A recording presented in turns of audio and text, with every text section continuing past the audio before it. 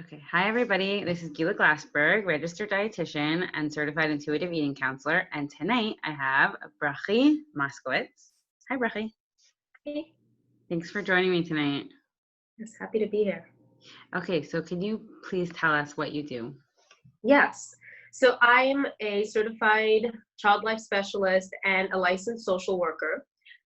Both of these are clinical roles, which means I work directly with individuals, with children and families, as well as with some couples. Um, and it's what you would imagine when you hear the word therapist. There's an office and a couch and a play area, and we do counseling depending on whatever the client comes in needing. So that's Interesting. very short.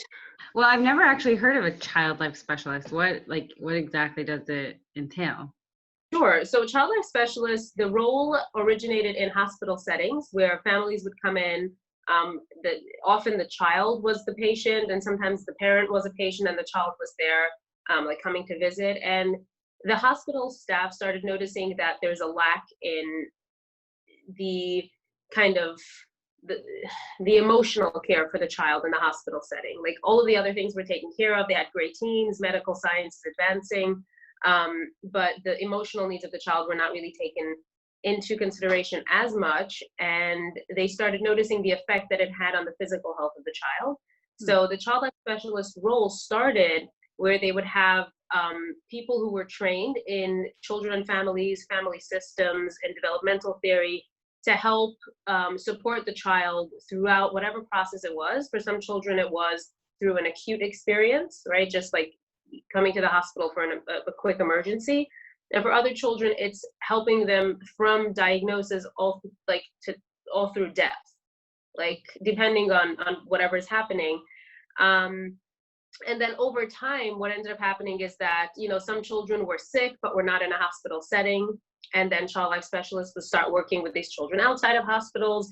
And then it expanded to some child life specialists supporting the families of the child. So at this point, most child life specialists still practice in hospital settings or hospice centers, where people are kind of prepared gently for death. And then some child life specialists practice in private practice, where they work with children who are coming in because of medical crises or other things that also need their emotional caretaking to be taught to the family. So I might work with children who are going through difficulties in school, and the families, the parents maybe want they want to learn how to best support the child. I might have children coming in because of, different issues that they have going on. Again, it often comes out in the school setting because a lot of children are in traditional schools, and that's where, the issues kind of come to the forefront. And the children need support. So I work with the child and the family to work out something that works for the child. So it's all about helping the child be comfortable within the family, regardless of whatever is going on. And so their development can go on, so that yeah. Wow, that's amazing. It's actually interesting because, like you were saying, that all their medical needs were taken care of, but without that emotional piece, Yeah. just it's not a complete, I guess, plan of care. Right. Absolutely. So it was definitely a huge help for when we look at it from the medical lens, for the overall health of the child. And then in private practice, it's kind of to apply that to the overall health of a family. If one child is really suffering, it is going to have an effect on the family. And often if there's bigger stuff going on in a family, one child will kind of take on the brunt of it and become what we call the identified patient. Mm-hmm. So it's also kind of that working with the entire system. I work with the child and with the entire family. And that's just part of my practice. Like I said, I'm also a social worker. So I do, I come from that angle as well, because I've trained in psychodynamic theory, in different theories that are purely counseling theories. So I end up blending the two of these together very often to create the best treatment for whoever comes in the door, whether it's a child or an adult or an adolescent. That's really interesting. So, like, it's the same thing with nutrition. Like, if we take care of the client or the patient like nutritionally, but we're missing the emotional component, like, I mean, it's not like useless, but it's really hard to move the patient forward. Yes, absolutely. When it comes to people who like clients that I see, typically adolescents or adults who are working with a dietitian, and I always advocate for a health at any size dietitian. It's very often that they'll do the kind of nutrition part with a dietitian, and then they talk about all the other stuff, the emotional part, work it through in therapy. So yeah, it's definitely has to work hand in hand. So how did you, I don't know, how did you become aware of intuitive eating, health at every size, and how did you learn to incorporate that into your practice? Sure. So for me, I think it was what we call in the therapy world a parallel process, where sometimes something will happen for me and I'll notice something the same or similar thing happen for clients that are coming through the door. And I was noticing, that certain things in my own life, I was starting to realize my own eating and my own body image and what I was feeling about it, and started doing kind of my own exploration. And then noticing that these were some themes that were coming into my practice with, adults, with a lot of women and some men as well. And as for me, it was a personal journey that I was then able to bring into my practice as well. As I was doing it for myself and moving into the intuitive eating journey, I was able more and more to kind of bring it into my practice as well. And it's been, I can say personally for me, it's been an extremely freeing experience to be able to relate to my body and food and health in this liberated way. And I've seen with the clients that, anyone who I'm incorporating this with, it's in the beginning, it's a challenging journey because it calls into question everything that people are taught to believe. Right. From a very young age. So the beginning is typically very, very hard for people. But when they start to experience the freedom, what it's like to live freely, to eat freely, to experience food freely, to experience movement freely, the transformation is just so obvious. It takes time for a lot of people, and that's to be expected. But it's liberation is a word that really comes to mind with that. Both when I think about it clinically. So you were struggling, or were you were just looking to explore food issues and body image issues, or you were really struggling with dieting or diet culture? What? Not, you don't have to overshare, but if there's any. Yeah, I'll keep it more to I think for a lot of clients that I work with, and I can put myself into that as well, it's more imagine a spectrum. So it can go anywhere from just having some issues with diet and food and body image, and then it can go all the way to disordered eating, crossing over to eating disorders. Right. So I'd say for myself, I've definitely been kind of fluctuating on that spectrum. And even now, having found intuitive eating, it doesn't mean that these thoughts or internal processes ever completely go away, but I can relate to it differently. So I'd say I was fluctuating on that spectrum, and I see that with a lot of clients as well. So not everyone comes in saying, this is what's going on, this is my main issue, but it might come up and they might notice, oh, this is where I'm at on the spectrum right now. I'm noticing I'm going more to disordered eating, or I'm feeling more liberated. So we'll track it and see where they're at over time. But definitely I would say I had been kind of back and forth on that spectrum. Right. That makes sense. Yeah. I guess you're never in one spot. You're always moving or vacillating, and depending on what's going on in your life, it could definitely put you in a different spot. Yeah. So I saw this on Instagram. You also have a class that you give on body image and intuitive eating. Yeah. So, and we were talking about that privately. It's you're trying to get the clients to experience something, right? It's very you do a lot of exercises. It's psychodrama, yeah. So I run, in addition to working individually with people, I run groups. So these are typically 8 to 12 week groups. where we focus on a specific topic of psychoeducation. So I've run some on parenting, I've run them on connecting with their inner child, and I've done some on intuitive eating. Right now we're in, I don't know whenever people will be listening to this, but right now we're during, COVID.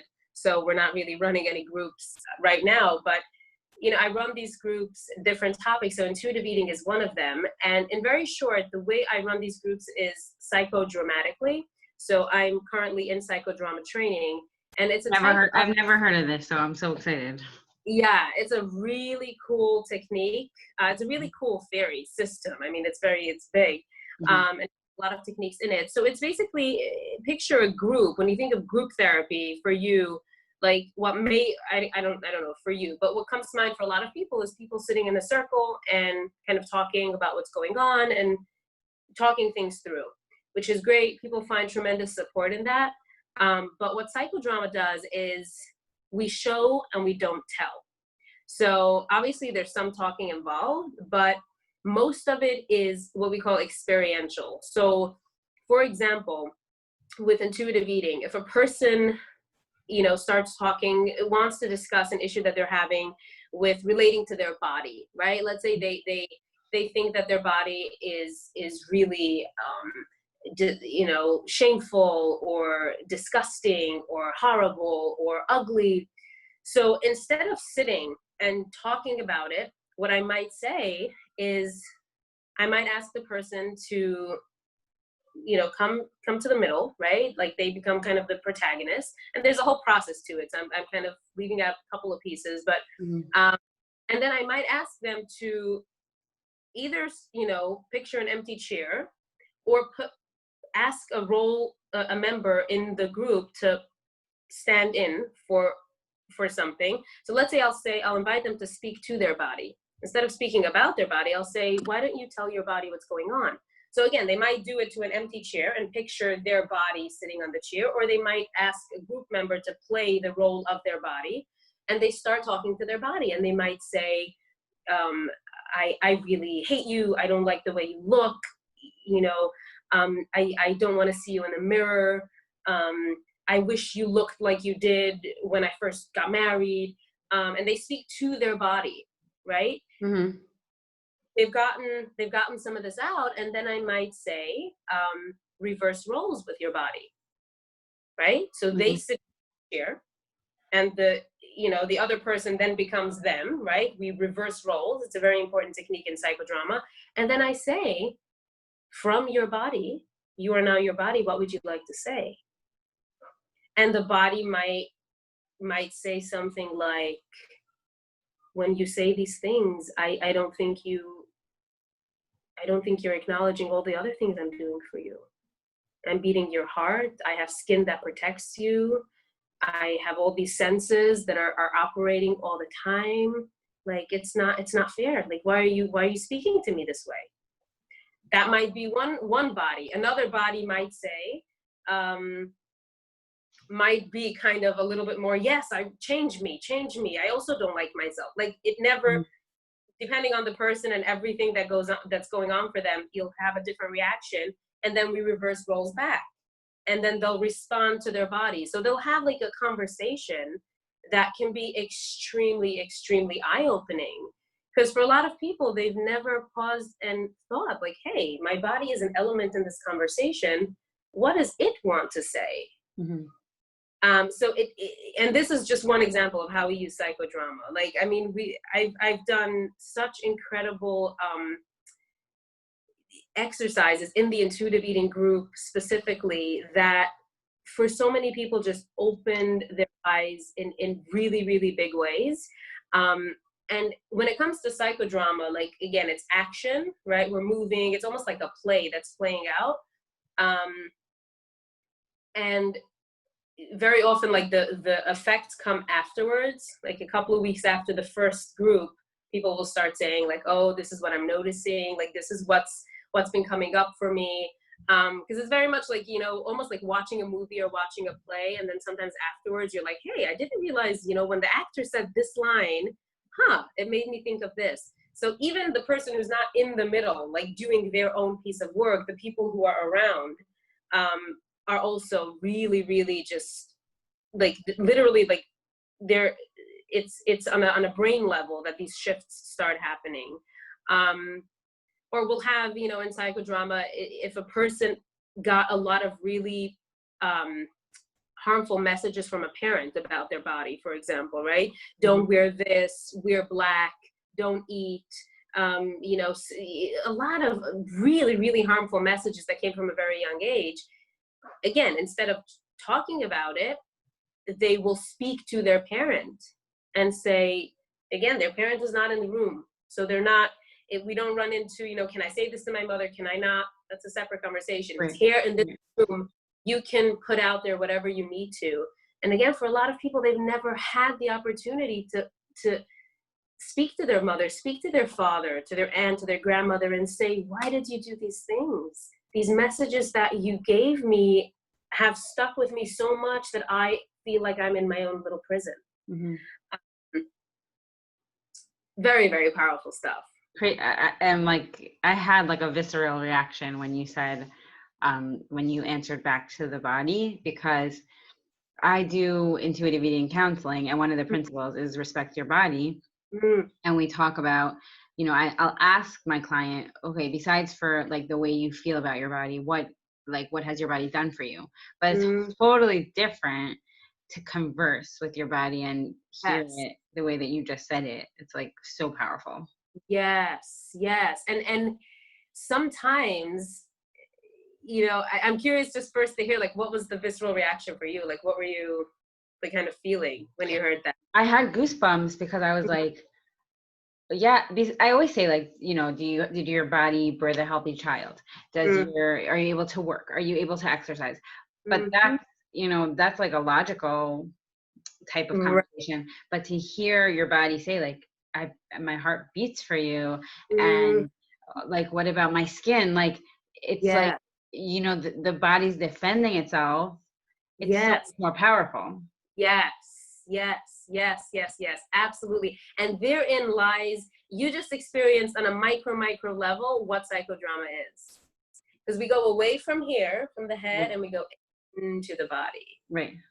You know, into all the different parts. And often a lot of people won't have the ability to even say the words, right? Like they won't know what the body would answer or what, you know, different parts of them would say. So there's a technique called doubling, where I'll go behind the person and ask permission to kind of say what I think they might be feeling and say it. And if it resonates, they'll repeat it. And if it doesn't fit, I always leave room for that, because I don't always get it right. Right? I might be off the mark. They repeat it in their own words. And that is also very powerful for a lot of people, because they're sitting there and maybe they're kind of, the circle in their brain is very small still when it comes to food and their body. But when I'm there gently guiding them and saying what I think might be in there, it kind of widens that circle. And they can still be sitting where they're sitting, right, emotionally, but the circle is wider, so that the next time they walk around, they have more space to walk emotionally, right? They have more things to kind of rest on, rather than only what they came into adulthood with, messages around body and food and stuff like that. I have so much to say. I'm thinking where to go. Sure. So first of all, I wanted to say that it seems like almost obvious to me that would be so powerful, the psychodrama, because we experience things in our body. So, you know, a lot of stuff is logical, but a lot of stuff isn't. It's just sort of like, you know, the book, like The Body Keeps Score, or like all the, I mean, I'm not a therapist, but I do a lot of reading just because I like to know and I want to use it in my practice. But we could be experiencing something in our body and totally not be aware of it. So to do the opposite thing, like to experience something in your body intentionally, is totally a different experience. Like it's like I was asking Rena Reiser, so she's also an intuitive eating counselor and a good friend, and I was asking her once, like, you know, what is, like, you believe in intuitive eating and health at every size, but you just have one of those days where you're just so uncomfortable in your body. And it seems obvious to me now, but when she said it, she's like, you know, like gentle dance or like yoga, it could really help you like embody your body. And I'm like, wow, like that's so interesting. Like we just have to figure out a way to get present in amazing body that understandably we've been at war with because of the messages we've received. Yes, yes, yes. And I might add to that and say that sometimes it's about sinking into the discomfort and saying, today, the feeling I feel in my body is yuck and uncomfortable and just not good, just not okay. And I might have a conversation with that part of me and say, there's a part of me that feels really, really the old way about my body. I wonder what that part wants to tell me. Sometimes they have something interesting to say. Sometimes I might feel really yucky in my body or around food because that part wants to protect me from thinking about something else or feeling something else. Oh, totally, for sure. Yeah. And then if I discover that, I might almost with a smile thank the uncomfortable part and say, all right, but now we figured out why you're here. So we've already it's no longer an elephant in the room. So you can take a break, right? Yeah. When you say parts, are you referring to like IFS? Because yeah. Okay, I just became introduced to this, and I'm reading the book now. I know, it's like funny that I never heard about it. Rebecca Shapiro actually mentioned it to me, and I read a lot of books, so it's always like, what do I want to read next? But when I was, for the people who are listening, IFS is a book. Well, the book that I'm referring to is Self-Therapy, and it's explaining IFS, internal family systems, and where you have all different parts of you. So I've always understood this in my practice. Like I've explained to my clients, like if you're binging on food and that's a behavior that you really, really don't want to do, it's protecting you from something else, from feeling something else, from doing something else, because as human beings, we'll always engage in a behavior to help us. It might hurt us in the long run, but in the short term, we're trying to figure out what to do to either, deal with an uncomfortable situation, emotion. So when I read the book, I mean, I'm still in the middle of it, but it's like sort of really explaining like in detail how the parts and the different sub personalities in our brain are working. It's really interesting. Yes, it's a theory that I absolutely love. I incorporate it in pretty much every session with children, with adults, with groups, with families. I mean, it honors so much of the human condition, and it offers direction. Like a lot of theories are really great and honor the human condition, but are more like they help you sit in it, just to sit in the awareness, which is wonderful. And I incorporate those as well. Those are more like the psychodynamic theories. And then when it comes to this is something that once a part is identified, there's a clear direction. Like we sit with a part. I mean, I've spent with clients sitting with a part for many weeks before we do anything necessarily with it. Like just the sitting is doing something. We'll give it a shape, we'll give it a color, we'll give it a voice, we'll give it, we'll give it like a little persona. We'll give it, what does it wear? Is it like a little man with a briefcase going to work? Is it a butler? Is it a little princess? Like what does the part look like? And that takes the threat away. Whatever the behavior is or the feeling is, it becomes a little bit more palatable and a little bit, it's easier to access the part and start conversing with it. Is that what you're doing when you're doing psychodrama? You're introducing your client to the part? Yeah, so psychodrama, there are what's called okay, so there's interpersonal between people, and then there's intrapersonal. So in psychodrama, sometimes we'll do an interpersonal psychodrama where, let's say, I am conversing with my mother, or I am conversing with my father, or I am conversing with my teacher and my bully and my principal, right? Picture anything that may have happened in your childhood, adulthood, you play it out, right? Or there might be an intrapersonal one where it's me and myself, and that's where the parts come in. And with the parts work in psychodrama, it's really cool the way we can do. Let's say when we have a group, we'll have the person pick different people to play different parts, and then let's say one technique that I might use, which is really cool, I'll have all the parts get a chance to say their voice, to say their thing, and to say their narrative. And then I might tell all the parts to start talking at once. Mm-hmm. All of you, because in our minds, very often that's what it's like. We hear such a big babble, everyone's talking at once, and then the protagonist, the person whose internal world is playing out, I'll invite them to say, like, hey, this is your mind, this is your body. Whose volume do you need higher? Whose volume do you need lower? And they'll literally go and turn the knob Mm-hmm. to the part that they want to hear louder, Mm-hmm. and to the part that they need to be a little bit quieter. And then you see the shift that happens. It's like, okay, wow, I actually have power here. Like, these parts are not controlling me. I can engage with them, and it's just easier. It's not a struggle in the same way. It's not a fight. We're not saying go away. We never want to push a part away, ever. No such thing. We don't push a part away. Right. We understand it a little bit better. We give it a different job. Right. Let's say in intuitive eating, the part that may have been the diet part, over time, we can give that part a new job. We can say, hey, look, you've been the diet part for so long. You know food. You know calories, calorie counts, the densities, if it works in keto, if it works in paleo, all of the things. You seem to love food.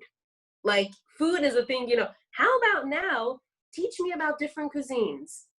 Teach me about different tastes. Teach me about, like, and that part can really transform. The food conscious part can then become almost like a food appreciator. Like, almost like a foodie. Mm-hmm. Maybe little foodie Instagram account. I don't know. But you know what I'm saying? Like, there's a transformation that can happen. It's very powerful. And that only happens when we welcome the part. We say, like, hey, you're here, so I'm going to engage with you. Right. Wow. I have so much to think about, like, especially with my own clients. Like, I'm always, I'm clinically trained as a dietitian, and I'm certified in intuitive eating. And I'm always, like, incorporating the things that I learned, just like you were saying, like, that you had this struggle and then you had this parallel situation where you were also learning about intuitive eating. And then I could see how your experience with dieting and body image, you just completely, infuse that into this class and into your knowledge on parts, because that's kind of like what you're describing is really what people need to do, is to understand that don't judge yourself. You did nothing wrong. It is what it is. Diet culture is what it is. We adapt. We adopt those voices because we're human, because we're living it. How are you supposed to not?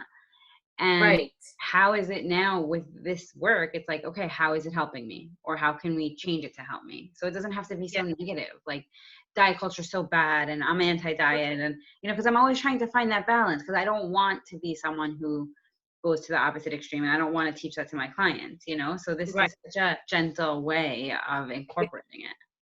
Yes, it's very gentle, and it takes away the exactly like you said, the harshness, I hate diets. When we start to make peace, we know why we adapted. We know why we engaged in diet culture. It was as a kid, as a teen, we really knew as a kid and as a teen that this is what you have to believe and do in order to be loved by friends, often be loved by parents, get engaged, right? For a lot of communities, that's a very big piece of it. And I think in general, it's not just in communities where there's a shidduch system, it's also just in the larger world that there is, people have a lot of these thoughts about, what do I need in terms of dieting and diet culture? How can this help me get to what I want in life? So dismantling that is really, really big work. And it works a lot more, exactly like you said, and you're reflecting, like when we do it gently, rather than like we fight back. Because when we fight back, it's a fight. Right. Diet is a fight as much as we like to fight, and then it becomes, so no one's kind of giving. But when we engage, it's like, okay, we're in control, gently. Right. It's powerful.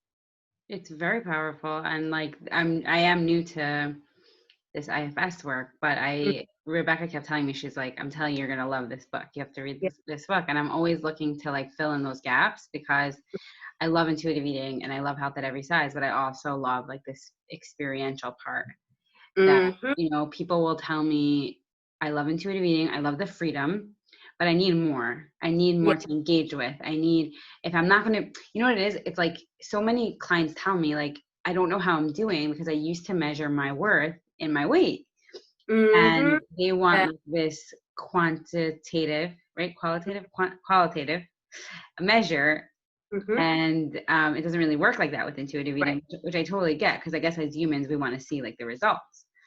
Right. And on the intuitive eating journey, you get the qualitative result, right? The quality. And in diet culture, you get only the quantity. You get the quantitative results. And then it's like, you know, how exactly what you're saying, like, how do I now see myself, through which lens? Right. And inside, and not even just inside, not even in only in through psychodrama, but in general in the therapeutic process. And I'm sure that you do when you counsel your clients as well. It's, the world is huge and open when it comes to the different lenses that you could view your world through, when it's not only through diet culture, right? It's like when you're at the eye doctor and they give you an exam and they put these lenses in. Diet culture is one lens and you put it in and then you see everything through it. But when we gently put diet culture kind of to the side, we suddenly realize, like, hey, oh my gosh, I have a whole bag of lenses. Right. Like, I can switch around, like I Right. can put this in and that lens in and I can play around. Right. And I don't have to only resort to one lens through which to see the world. So it's, again, liberating. Mm-hmm. It's Very not liberating. like there's no like black and white thinking. Not that there's no black and white thinking, but we make There is black and white thought. Yeah, there it is again. Yeah. Yeah, so I think that this way is so much gentler and so much more effective, because I think we also know that diet culture or dieting just doesn't work because it's based on no's, you know, it's based on really strict rules, and we don't really like that as humans. And we don't really, also, like, I love that with intuitive eating, I always tell this to my clients, like, it's not like it works or doesn't work. It's just, it's a way to help you. It's not like you could do anything wrong with intuitive eating. And I think that that's like, we just need more of that, you know, like we just need it to be more of this like process as opposed to perfection, or I don't know, just, you know, everyone who suffers with perfectionism gets sucked into diet culture, because there's like this set of rules. If you follow it like this, then you're perfect. If you don't, then you're not. And it just continues to perpetuate this negative, perfectionistic, I don't know, like culture, you know? And for a lot of people, having the rules, like we were talking about how things are there to help us and protect us, for a lot of people, having these rules is almost something that they can lean into. Like someone who's through whatever kind of trauma with their body, for example, might really sink into diet culture rules, because it's like, if I follow these, I'll be fine. Right.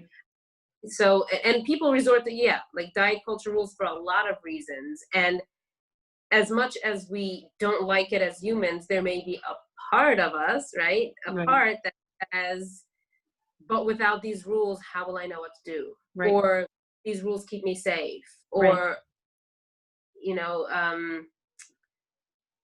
again, depending on who the person is, their unique history, that part will tell us why the diet culture is so alluring. Right. And we engage hard. It's almost like when I think about the incorporating IFS and everything that we do, especially in the group, it becomes fun work. Like in the groups, you know, these groups run for around 2.5 hours. There are tears, there's connection, there's movement, and it's almost a fun process of growth. And when it's done in a group setting, it's just so beautiful to witness the nature of, like, the connected nature of everyone kind of supporting each other, filling in each other's gaps, right? Because everyone brings a different strength and different struggle to the group.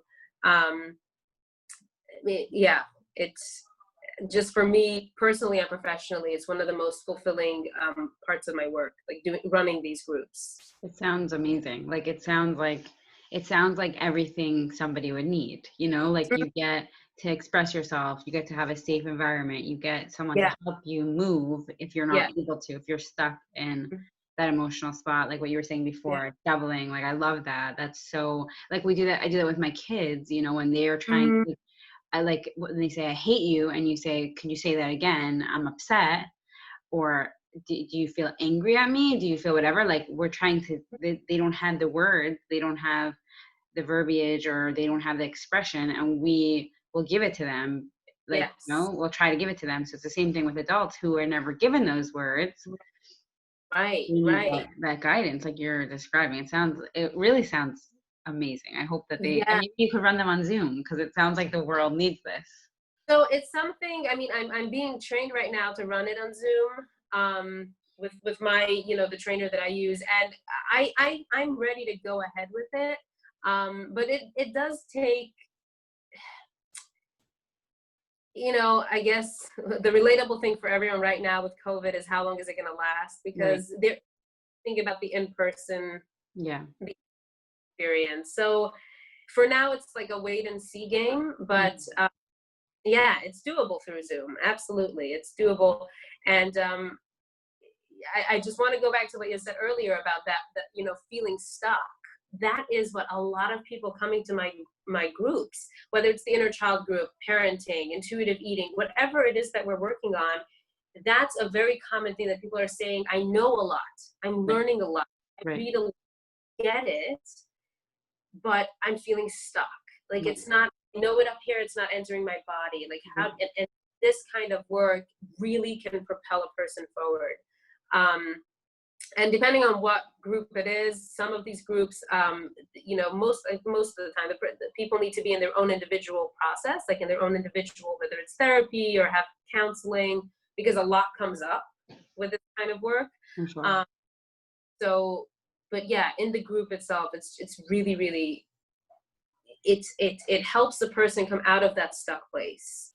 Even if just for a moment they get a taste of what it's like to not be stuck. And even if, you know, 2 weeks later, it's like, oh, I'm feeling stuck again. But now they have the concept in their mind. They're like, but I know that this is not the only way. Like, I know that I'm capable of experiencing unstuckness. Wow. Wow. Yeah. I could just see that being so powerful for people who are just so stuck, and they're just like, they're so narrow-minded, understandably, or they just have never been on the other side, and just giving them that experience is probably so powerful. Yes, yes. And what you said about comparing doubling to what parents do with children, that's right on. Like, that's very on the mark. What happens often in these groups is people come in and we go to a certain place. Let's say with someone who went through shame, was shamed by their mother for their body, right? When they're sitting in that place, they might get frozen and almost go back to being a 6, 7, 8-year-old child. Right. And a 6, 7, 8-year-old child does not have language. Right. So they need the doubling to kind of ground them. Oh, right now I'm an adult. I'm speaking from the 6-year-old part. And like that kind of gives words to a 6-year-old who was never able to tell her mother, Mommy, the words you're using are really hurting me. I don't know what to respond to. I don't know what to say. I'm feeling lost. You're my mother. You're supposed to be nourishing me, and I feel like I can't eat around you. Right. Or please don't put me on a diet. I'm very little. I you know, you again, you see how, like, right now, I'm a 6-year-old, and it's like the words aren't here. A child is very, very little. And in psychodrama, and I incorporate this in individual sessions as well. Like, we do psychodrama, doesn't only have to be in a group. It's a way to give the person an upgrade. Like, if in this area you are operating from a 6-year-old self, we're giving you an upgrade that now you can operate from a 10-year-old self. And the next upgrade will bring you up to a teenager. And then you'll eventually come to an adult place of leading from self, as IFS would say. Right. Leading from adult, conscious, present, calm, creative self. So when you even said, when you were even talking from that 6-year-old self that says, please don't put me on a diet, like, you're supposed to nourish me, like, again, like, I just had that, like, visceral reaction, because could you imagine, like, I mean, we all know the damage of putting a child on a diet, and the physical problems, the emotional problems. I mean, these are the people that show up in my office, and if they could have that language, but 6-year-olds don't know to question their parents, because they shouldn't have to. So So I could totally see why you would even have a loss for words being a 6-year-old, because that's not the way that 6-year-olds operate, you know? So That's really, really interesting and Mhm. so powerful. And I was also going to say back to what we were talking about before about the weight being something, a really good measure for health. Not that it is, but that people feel like it is. Mhm. Um, intuitive eating takes that away. Yeah. So like you Yeah. were saying before, that having something that you control, like with an eating disorder, having something that you control, like your weight, if you could control that, or your food intake, if you could control that, it really does give you that sense of control. It really, really does, especially Yeah. because, you know, society reinforces it. So Yeah. to teach you something about intuitive eating and there's this lack of structure, it's very, very hard for, and I think that if they're not engaging in, you know, dieting, or they're not continuously thinking about what they're eating, their head starts to fill up with painful emotions. And I think that giving them something concrete to do, like what you're saying, I also do like EFT tapping. I don't know, I'm sure you do that also. That's also I like another thing. do it, but I know what you're talking about. Yeah. I don't Yeah, know. it's also like another form of action, Mm, because we need that. We have this like tension, that we need some sort of release, and we're not yeah. able to use the food, you know. So I love this whole like transference and Yeah. figuring out other ways to use this like physical um Yeah. aspect. It's really Yeah. cool. Yes. And you're talking about release in psychodrama. There's two things. One's called a fear release, and one is called an anger release. So in my groups, I have literally like a shield, like a kick shield that people use in boxing. And at times we bring that out, and the person will punch and hit and scream.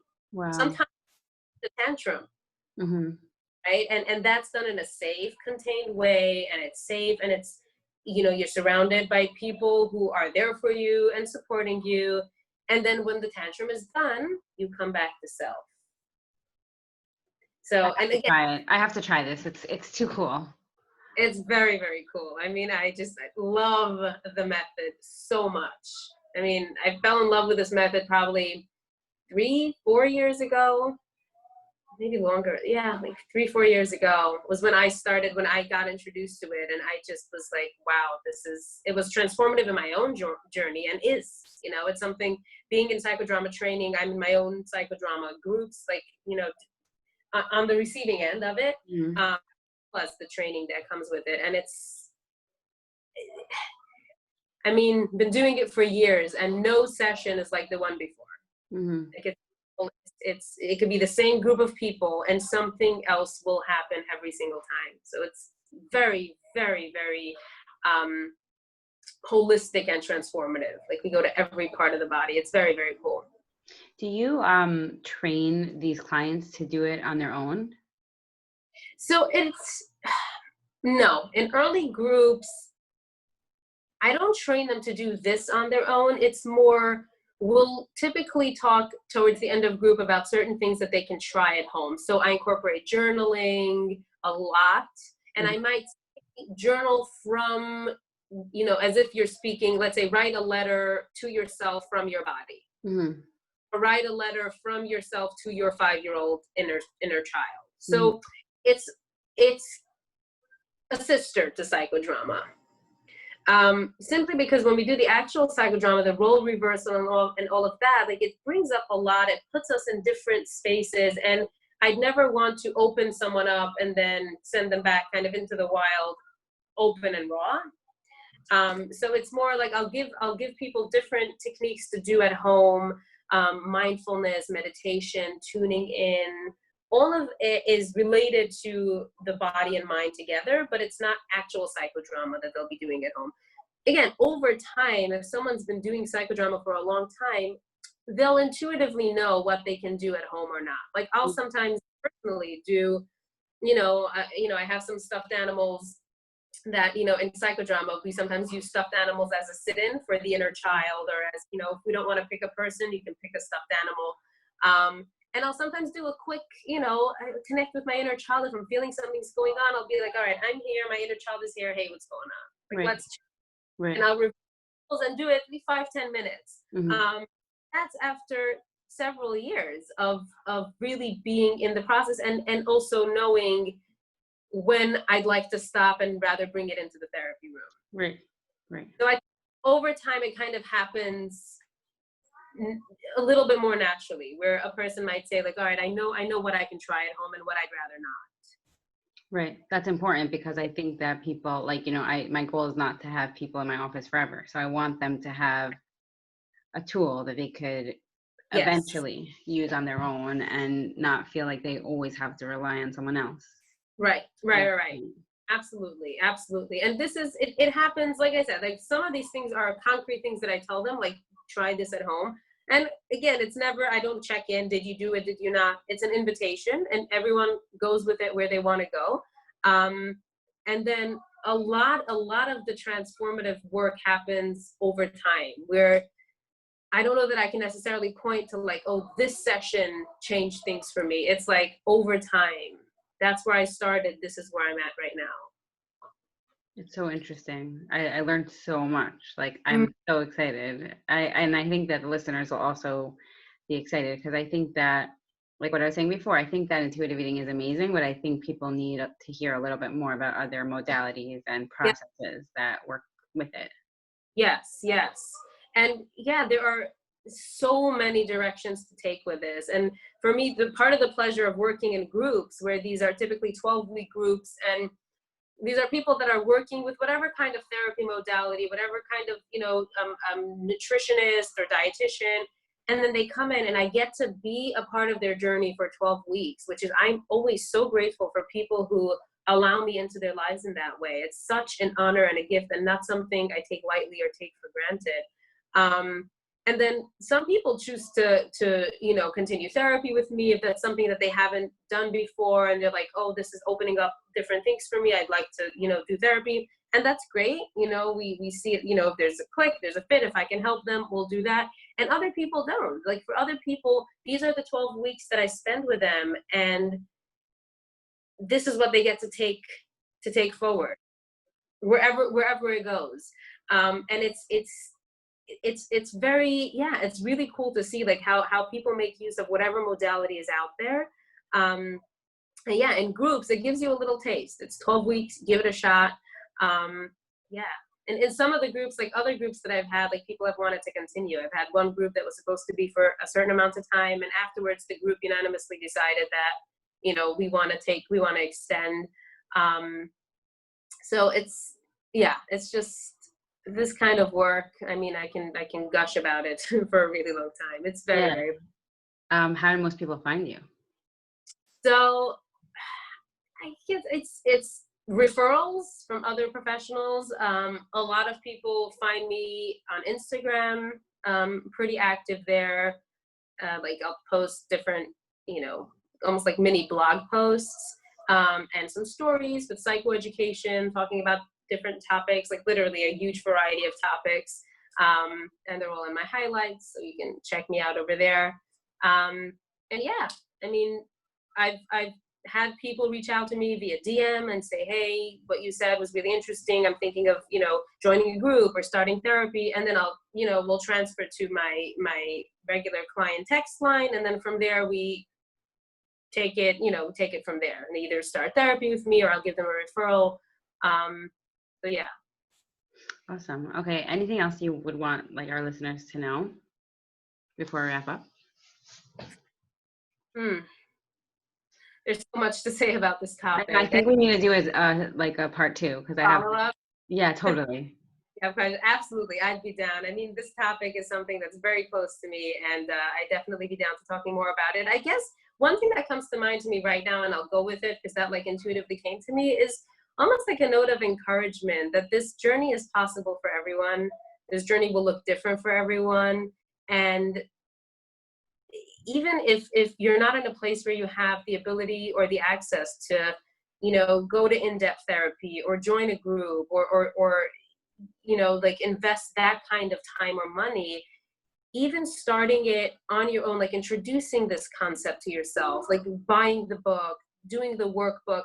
Again, always recommended to do it with guidance, like, a counselor, a therapist, whatever it is, but don't let that get in the way. If you're not able to do that, don't let it get in the way of seeking freedom.